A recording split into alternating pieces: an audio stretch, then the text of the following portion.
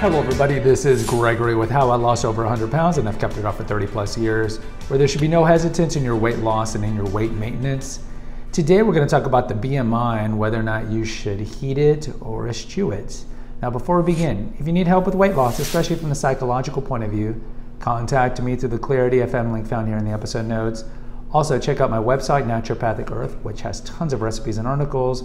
My podcast, The Awakened Man, which has over 380 episodes, my 2 books, and if you really appreciate my content, there's a link for PayPal.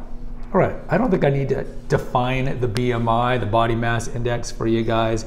If you guys have been struggling with weight loss and weight maintenance, you already know what it is.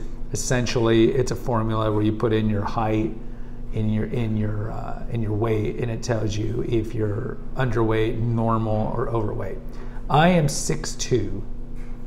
So for me, 195 is the dividing line between normal and overweight.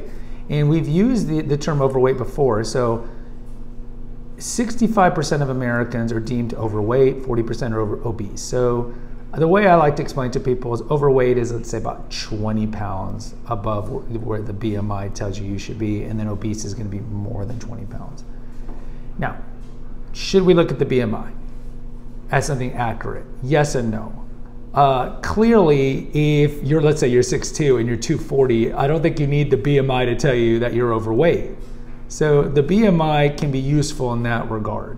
Overall, though, the BMI is worth throwing out. And the main reason is it doesn't account for whether your weight is muscle or fat. And if you look at the BMI, the large majority of NBA players, in addition to other athletes, not really soccer as much, but NBA athletes are overweight. They're overweight. So why should I listen to the BMI?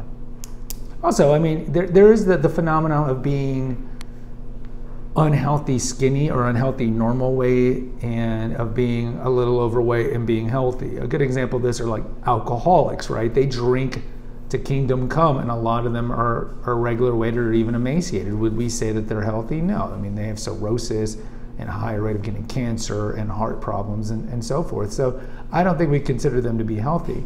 So there's a lot of gray. But then when I say something like that, those who are overweight will be like, see, I'm one of those healthy overweight people. So I think we need to be clear. You know if you're overweight. And this is why I would tell you the better way to know if you're regular weighted or not is a very simple formula. I would not necessarily look at the BMI. I would look at the BMI if you are obviously overweight. But if you're kind of like in that borderline area, there's different things. Of course, we used to have the old fat calibers that they would put on different parts of your body. I wouldn't say those are super accurate, but at least they're gonna tell you where your fat reservoirs are and your fat deposits. And you might have heard of like pear-shaped or apple-shaped, and this is more particular to women, but it is better to be pear-shaped than apple-shaped because we don't want visceral fat around the organs, especially, let's say, around the heart. Now, all the organs do have a little amount of fat around them for protection, because that's one of the roles of fat. But as a whole, we don't want a lot of visceral fat around the heart and abdomen. So it is better. You've seen those women, of course, that have the big thighs and hips. But we don't want to be either of those. Okay, we've talked about the perils of the body positive movement. We want to be regular weighted. So a better formula that I would tell you, and it's a much simpler formula because the BMI is not a simple formula unless you have the BMI calculator.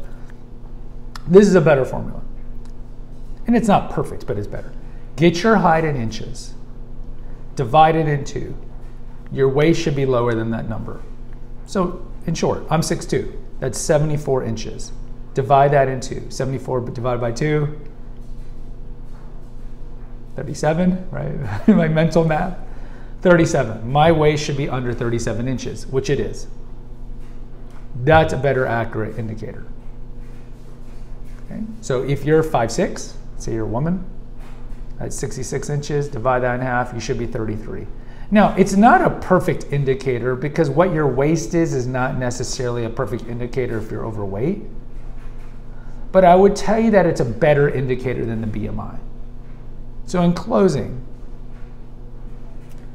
and it's kind of connected to the episode about weighing yourself all the time. Don't get number obsessed. Number obsessed is a bad thing. look at more as I'm gonna weigh myself maybe every week, maybe every 2 weeks, and really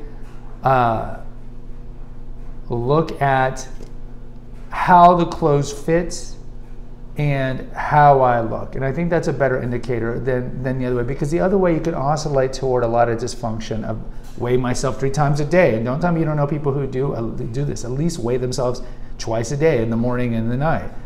And then the other thing is, oh, my BMI is 25.4. I need to get to 25.2. Oh my God. It's not worth the stress. So in closing, the BMI, kind of look at it askance. Think about the formula that I mentioned. And as a whole, again, just slow and steady wins the race. You'll eventually get there. Weight loss and weight maintenance is all psychological. Get the proper mindset up here and purge the loser mentality.